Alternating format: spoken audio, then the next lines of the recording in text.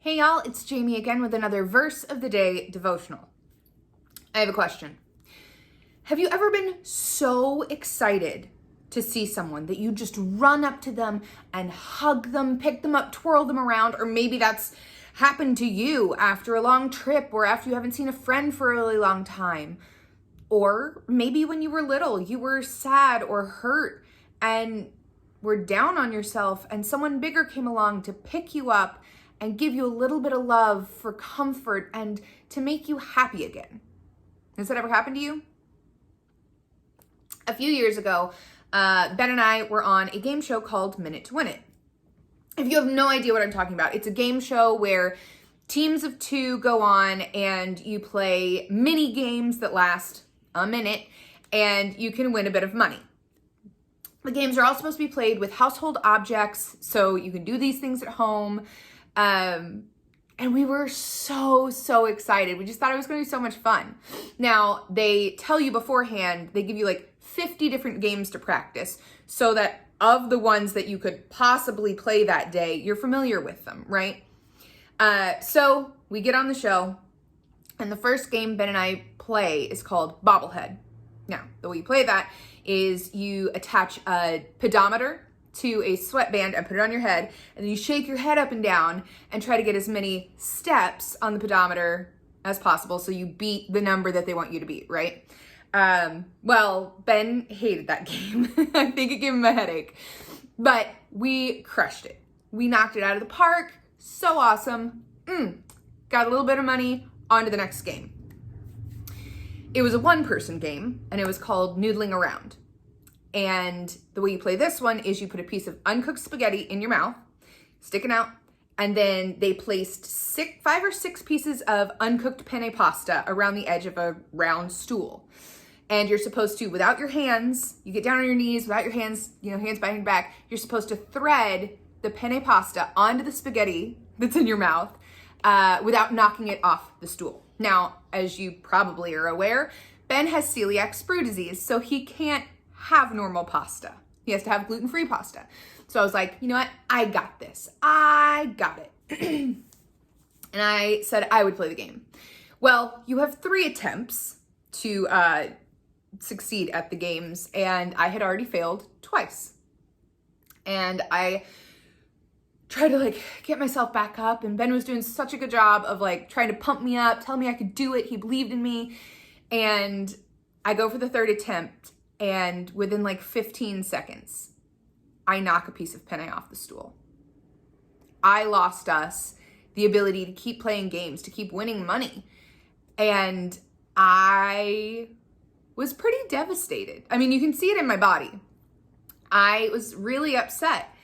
And the next thing I know, Ben comes running at me from across the soundstage and just sweeps me into his arms and twirls me around and tells me he loves me, just because he knew how upset I would be and how much I needed him in that moment. In fact, I found this episode online, so you can see this happen. Warning, Ben looks a little bit different. Here we go. You got it. You got it. You got it. There we go. You got it, baby. Level 2. Failed. Your game is over. Congratulations. You have won $1,000. He looks a bit different, doesn't he?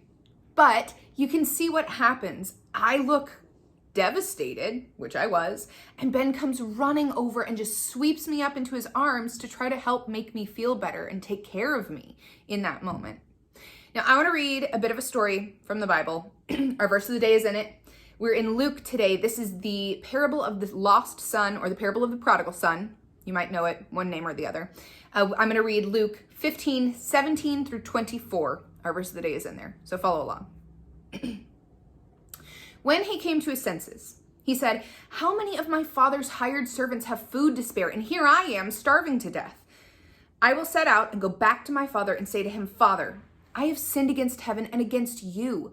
I am no longer worthy to be called your son. Make me like one of your hired servants."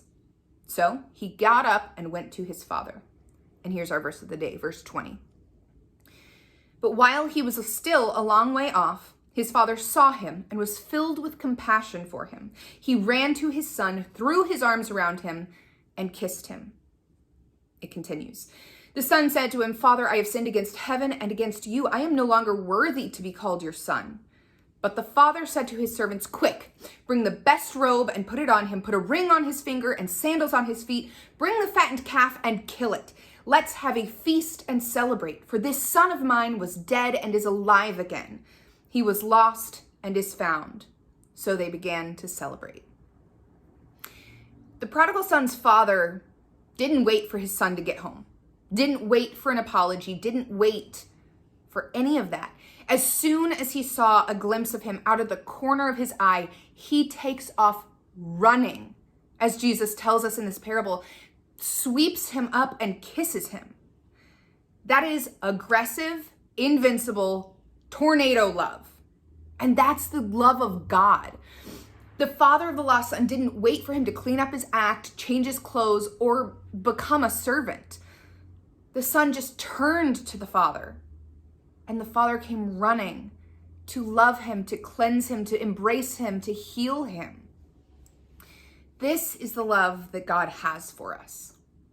There's a beautiful verse in Song of Songs, Song of Solomon, verse 8-7. I'm going to read two different versions of it because it intrigues me that they're so different. "Many waters cannot quench love. Rivers cannot sweep it away." That's the NIV. Now I'm going to read the Message.